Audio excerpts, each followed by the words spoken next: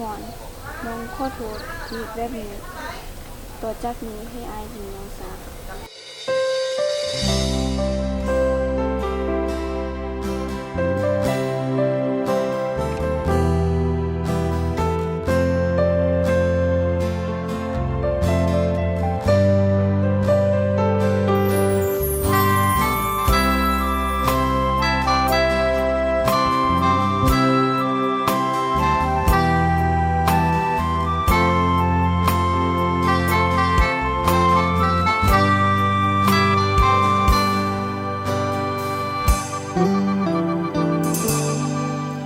บ่ว่าสาดน้ำตาของอายไหลมาตอนใดอาจสิเป็นย้อนอายเสียใจก็ให้ออกมาบ่ทันหูตัววันแรกที่เฮาพบกันตั้งใจสิฮักมั่นใจแล้วชัวร์ก็ทุ่มเททั้งใจทั้งตัวสุดท้ายเจ้าเบิดหักมาวันนี้มาบอกลาทั้งที่ผ่านมาตั้งใจสิหักแต่ความจริงที่เจ้าต้องจากเพียงคำว่าหักคงดึงไว้บ่อยู่อายหูว่าควรทำใจแม่นฝืนอยู่ไปก็บ่แม่นเนื้อคู่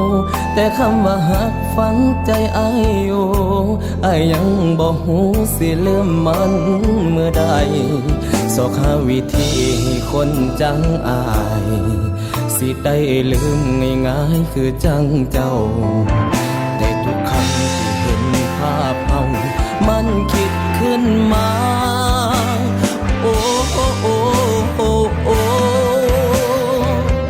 ตั้งใจสิลืมแต่ว่าอายยังลืมเจ้าบ่ได้และเมื่อฝันไปเห็นภาพหักเฮาครั้งที่ผ่านมาบ่อยากสิไปลบกวนสิให้ทบทวนเรื่องคำสัญญาความรู้สึกของอายนี่นะยังหักเจ้าคือเก่าต่อไปนี้สิพยายามตั้งใจให้ลืมเจ้าเก็บน้ำตาทุกหยดของเฮาบ่ให้เข้าหัวเฮาอ่อนแอบ่แม่นดินอายบ่แม่นทรายเป็นก้อนหัวใจที่มันหักแท้ก็ให้เวลาให้อายได้แก่ตั้งหลักหัวใจ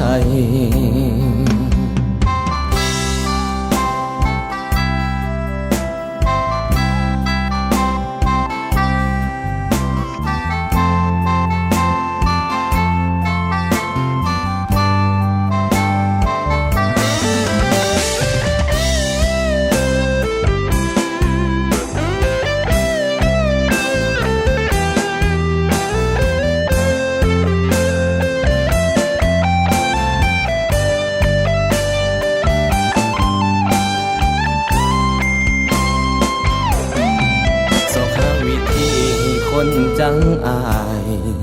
สิได้ลืมง่ายๆคือจังเจ้าแต่ทุกคำที่เห็นภาพเฮามันคิดขึ้นมาโอ้โอ้โอ้โอ้โอ้ตั้งใจสิลืมแต่ว่าอายยังลืมเจ้าบ่ได้และเมื่อฝันไปเห็นภาพหักเฮาครั้งที่ผ่านมาบ่อยากสิไปลบกวนสิให้ทบทวนเรื่องคำสัญญา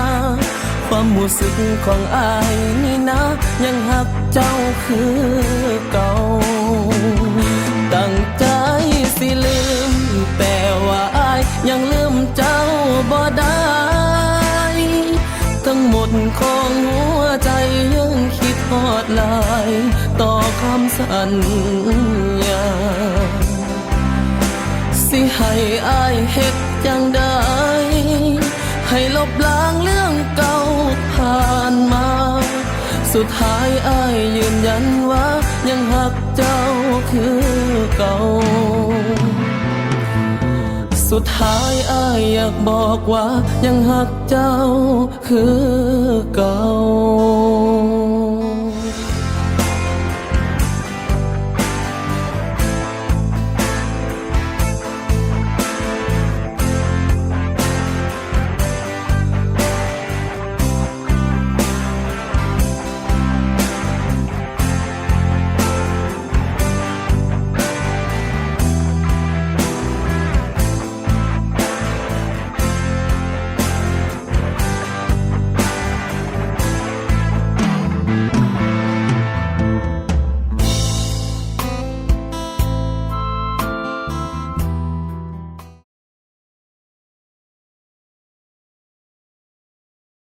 ตั้งใจ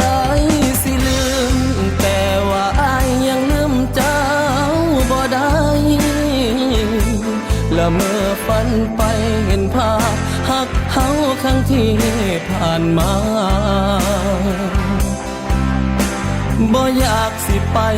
ลบกวนสิให้ทบทวนเรื่องคำสัญญาความรู้สึกของอ้ายนี่นะยังหักเจ้าคือเก่า